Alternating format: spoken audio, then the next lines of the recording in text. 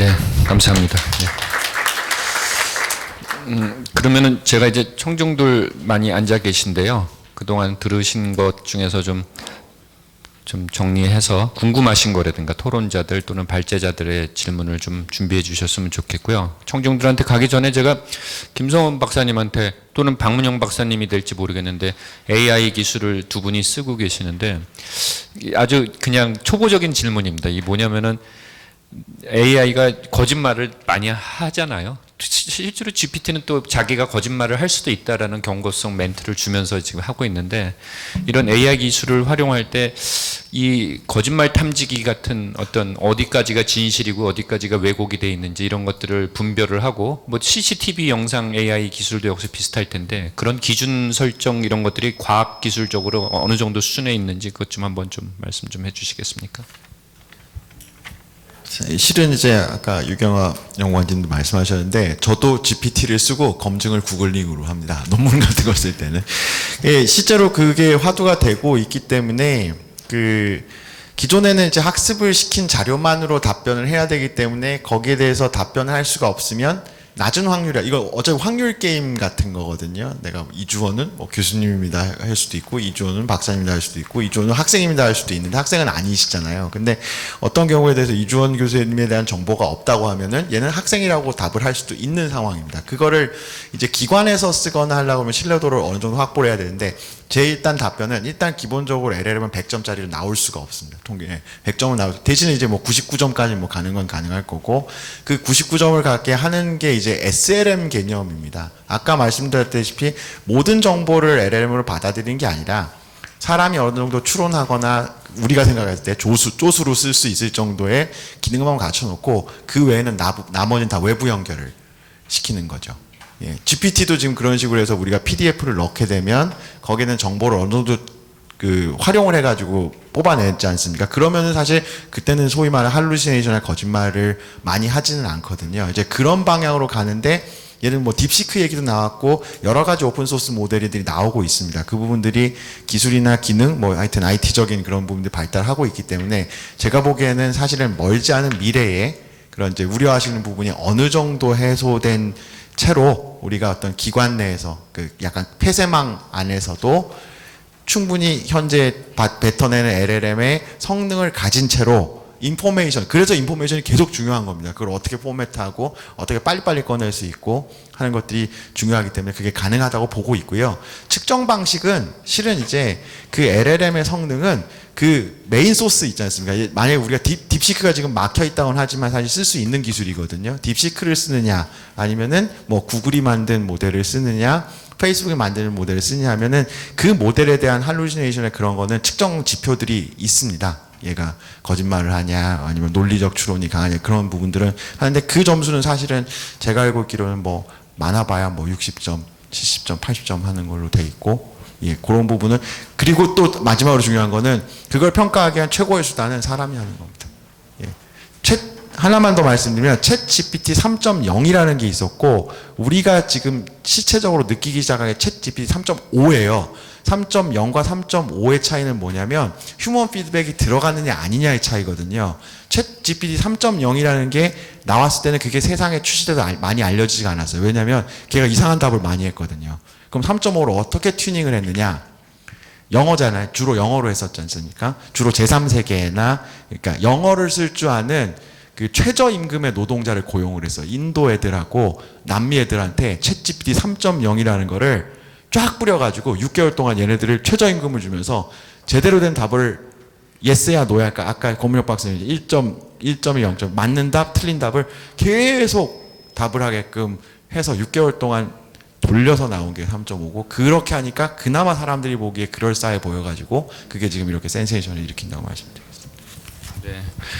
말씀을 들어보니까 유경화 박사님이 챗GPT보다 훨씬 더 우수하시네요. 구글로 혼자 검색을 하시는 거 보니까 대단하신 것 같습니다. 우리 플로어의 제 정면에 우리 하천협회 오규창 회장님 계신데 혹시 항상 보면 굉장히 질문도 많이 해주시고 코멘트도 많이 해주시는데 오늘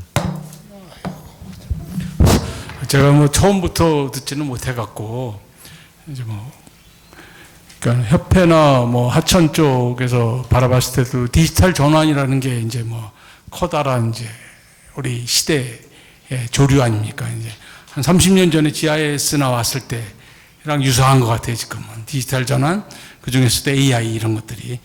근데 지금 오늘은 이제 조사 측면에서 이렇게 많이 다뤄진 걸 가만히 생각해 보니까는 이게 조사뿐만 아니라 조사, 분석, 계획, 설계, 시공, 유지관리 뭐 이런 쪽에 또 기반 기술들은 다 적용될 수 있는 건데 그런 것들이 어떻게 발전해 나갈 것인가 하는 것이 좀 이제 이게 되게 중요하겠구나. 그러면서 또 최근 협회에서 하는 게 이제 그 하천법 개정을 1시부터도 이제 우리 기획 세션을 했었는데 하천법 개정 속에서도 이런 여기서 말씀하시는 여러 가지들이 또 들어가야 된다고 말씀하시는 분도 굉장히 많이 계세요. 그래서 그런 거에 대한 어떤 뭐 저거를 좀 받아가는 것 같고 두 번째는 또 이게 또 현재 적용되기 위해서는 하천 설계 기준이라는 것에도 이제 조사편이 현재 있지 않습니까?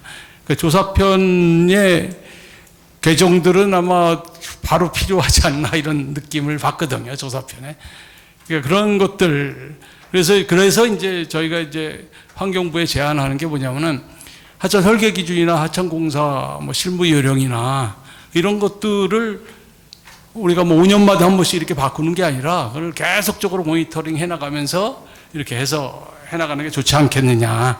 그리고 또 뭐 아까도 배덕규 위원장님도 좋은 제안을 했는데 그런 것들이 좀 연계돼서 설계 기준에 반영이 돼서 그런 것들이 현장에 적용될 수 있게끔 하는 거. 뭐 이런 것들이 상당히 중요하지 않냐 이런 걸 느끼게 됩니다. 그래서 지금 여기 주제하고는 뭐 아주 맞지는 않지만은 전체적인 측면에서 그런 확장, 여기 뭐 조사 측면이 아니니까 제일 빨리 진행이 되는 것 같아요. 그래서 그런 것들이 다음 쪽으로도 확장되는 그런 것들이 앞으로 한 10년 정도를 좀 투자를 해서라도 좀 잘 진행이 되지 않을까. 뭐 이렇게 생각합니다. 그러면서 이 모든 것에서 우리가 이런 조사부터 유지관리 측면에서 제일 안 되는 부분이 유지관리예요. 그런 쪽에 조금 더 포커싱이 좀 되는 것도 많이 필요하지 않겠느냐. 이런 말씀 드리고 싶습니다. 감사합니다. 네, 좋은 주신 것 같습니다. 또 궁금하신 거 있으면 한 2분, 3분 정도 더 들어보고 또 이제 세션을 좀 마무리할까 생각하고 있습니다. 우리 학계에서는 네 박사님, 네. 한국건설기술연구원의 김동필입니다. 저도 좀 전부터 수문조사를 많이 해왔지만 역시 이제 그 수문 자료 좀 공인 부분을 조금 말씀드리고 싶은데요.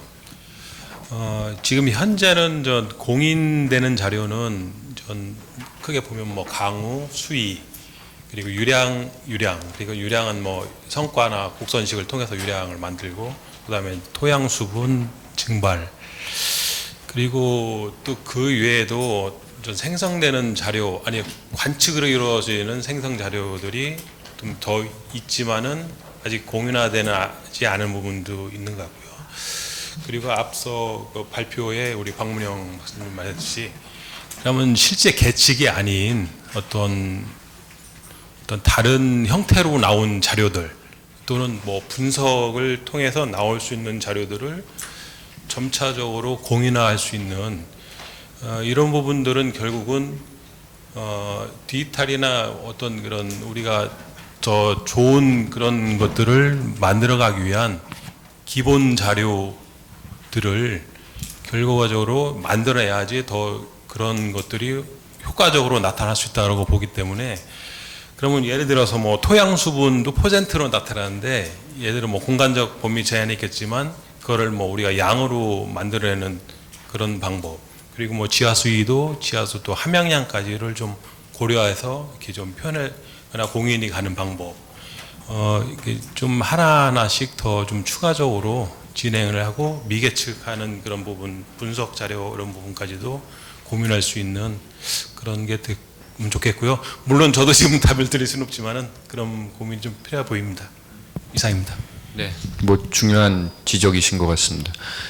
이금영 실장님이나 아니면은 심은중 실장님이 답변이 될지 모르겠지만 저렇게 비정형 데이터에 대한 공인 과정 지금 뭐 기술원에서 좀 계획이 있나요? 아니면은 어떻습니까 지금? 예. 그 조사기술원 이금영입니다. 말씀해주신 비정형 데이터에 대한 공인 과정은 저희가 이제 토양수 분량이라든지 증발산량 같은 경우 고양관 매핑 자료를 생산하는데 이 데이터를 아직까지 표준화가 되어 있지 않고 여러 가지 자문위원이라든지 공인심의원들한테 아직 그 오픈되어 있지 않다 보니까 뭐 공인 체계로까지는 안 갔는데 앞으로 저희가 이제 그 CRMP 아까 공간 토양수 분량을 얘기했는데 요것도 이제 시험 사이트를 저희가 이제 4개 사이트를 운영하고 있는데 확대하면서 표준화해서 요 자료가 이제 공인에 들어갈 수 있도록 저희가 이제 표준화 체계를 가지고 가려고 하고 있습니다. 네, 이상 답변을 좀 마치겠습니다. 네, 또 한두 분 정도 더 질의를 받고 학계에서는 어떤가요? 우리 연구 많이 하시는 우리 한양대학의 김태원 교수님도 계시고 우리 백충철 교수님도 계신데 학계에서의 이런 AI 뭐 네. 어떠세요? 네, 안녕하세요. 강릉원주대학교 백중철입니다. 저는 수리 쪽을 전공하고 모델링하기 때문에 계측 이쪽은 많이 안 하는데 그래서 궁금한 거 한 가지만 좀 여쭤보겠습니다. 이영길 본부장님께서 모든 자료는 신뢰도를 높이기 위해서 건보정을 반드시 한다 이렇게 하셨는데 건보정하는 매뉴얼이 있는지 거기에 또 AI가 활용이 되는지 건보정하는 사람은 경력이 얼마나 되는지 사용자 피드백은 받는지 그거 좀 그쪽 분야에 대해서 조금 더 추가 설명해 주시면 감사하겠습니다. 네, 저희가 건보정 측정하는 이런 부분들은 내부적으로 이제 측정 계획들이 있고 이제 숨은 해당되어지는 매뉴얼들을 다 가지고 있고요. 이제 그런 방식으로 그 건보정 측정들이 이루어지고 있습니다. 그리고 저희가 그 이제 현장에 나가서 측정을 하게 되면 그 측정 팀들이 있는데요. 이제 팀장이 있을 수도 있고 아니면 부팀장 제도를 그 작년부터 마련해 둬서 거기에 해당되어지는 부팀장 정도가 되면은 거의 한 10년 이상 경력을 가지고 있고 그 다음에는 또 밑에 있는 부분들이 5년 혹은 이제 그 저연차 직원 그래서 보통 한 3명꼴로 한 조를 짜서 이제 홍수기 때 이제 지점을 이동을 해 가고 있고요. 그래서 이제 저희가 이제 건보정 측정하는 이 부분들이 이제 실제적으로 우리가 원하는 수익대에서의 측정 필요한 유량들을 이제 측정해 주는 게 이제 실제적으로 어떤 뭐 수위량 관계 곡선식의 신뢰도를 높인다든지 할 때 그런 부분들이 이용이 되고 있기 때문에요. 그래서 이제 저희가 이쪽 부분들과 연계돼서 이제 측정을 실제적으로 좀 그 장악하게 할 수 있는 이런 부분들에 대해서도 그래서 뭐 전자파도 있지만 혹은 그 무인포트 ADCP를 이제 일반적으로 좀 활용을 해서 좀 정도 있는 그 데이터를 활용을 해가지고 해당되어지는 그 데이터 어떤 관계식을 유도할 때 활용을 하고 있다라는 점을 좀 말씀드리고 싶습니다. 네. 시간이 조금 남았는데 그래도 많이 대화가 이루어졌습니다. 저 뒤에 이제 학계에 계신 분 한 분 더 우리 단국대학교의 김동수 교수님 센싱 우리나라에서 가장 많이 하시는 교수님인데 의견 한번 들어보겠습니다. 예, 그 단국대 김동수 교수입니다. 그 좋은 발표 잘 들었고요. 그 들으면서 저희가 지금까지 계측해 온 자료의 수준이라는 게 장비가 급속도로 발달하면서 제 느낌으로는 약간 익스포넨셜하게 자료들이 증가하는 것 같아요. 그래서 이걸 이제 활용하는 데서 뭐 AI 쪽으로 활용을 하는 방향도 당연히 바람직한 방향이지만 제가 봤을 땐 그거 외에도 기존에 있는 법 체계가 감당하지 못하는 수준으로 데이터들이 생성되고 있다. 예를 들자면 우리가 유량을 왜 재고 있냐? 젠 유량을 제대로 활용하고 있냐라고 한번 냉정하게 살펴볼 필요가 있거든요. 예를 들자면 제가 뭐 다른 자리에서 말씀드린 경우가 있는데 지금 우리가 수자원조사 기술원에서 퀄리티 컨트롤에 대한 유량 자료를 거의 이제 15년 이상 모아오고 있거든요. 그러니까 통계적으로 유의미한 수준으로 우리가 홍수량도 설계 홍수량 같은 경우도 전향적으로 한번 생각해 볼 필요가 있거든요. 그 설계 홍수량을 지금 만들어서 과연 검증하는데 유량 자료를 쓰고 있냐? 사실은 그렇지가 않거든요. 이제는 쓸 때가 됐다. 뭐 그걸 쓰는 데 있어서 AI를 활용하면 좋겠지만은 그러지 않고서도 이미 우리는 그렇게 갈 준비가 되어 있는 것 같다. 그러니까 우리가 계측에서는 과거에도 약간의 좀 저게 우리가 좀 계속 약소국이다 이런 생각을 해온 것 같은데 요즘 해외 학회도 나가보면 우리나라의 장비 수준이나 투자되는 돈이나 생산되는 자료가 거의 진짜 선진국 수준으로 거의 다 올라갔거든요. 근데 여전히 법 체계는 아직까지 다 못 따라가고 있는 것 같고 여기에 AI가 어떤 역할을 하게 되는 거는 금상첨화긴 한데 할 수 있는 게 굉장히 많아졌기 때문에 조금 더 전향적으로 우리가 보는 게 매우 중요하다라는 생각이 듭니다. 네, 이상입니다. 네. 뭐 오래전부터 저도 공감하고 있던 겁니다. 언제까지 강우 유출 모델로 홍수량을 산정할 것이냐. 예. 저거는 한번 저희 환경부도 그렇고 저희 기술자들도 그렇고 학계에서도 짚어볼 만한 이제 빨리 현실화돼야 될 것 같습니다. 오늘 토론은 이 정도로 제가 마무리를 할까 합니다. 마무리하기 전에 제가 공지사항을 하나 말씀을 드리는데요. 수자원조사 기술원과 수자원학회가 공동으로 9월 12일 날 USGS에 계신 아주 저명하신 이제 그 계측 전문가들을 한번 모시려고 생각을 하고 있습니다. 서울에서 지금 하려고 하고 있고요. 그래서 그분들이 와서 미국 위주의 지금 현재 수문조사의 기술 수준 그리고 우리나라와 어떻게 교류를 할지 아까 빌 그 뉴질랜드 하이드로로지컬 소사이티 회장님도 잠깐 왔다 가셨는데 여러 해외의 현 주소를 한번 짚어볼까 하는데요. 많이 참석해 주시고 또 많이 또 얻어가셨으면 좋겠습니다. 네, 저는 여기까지 제 임무인 것 같고요. 오늘 토론에 와주신 네 분 너무 고생 많으셨고 발제자 우리 윤강식 교수님 또 우리 유여기에서 특별히 와주셔서 제가 감사드립니다. 네, 감사합니다. 네.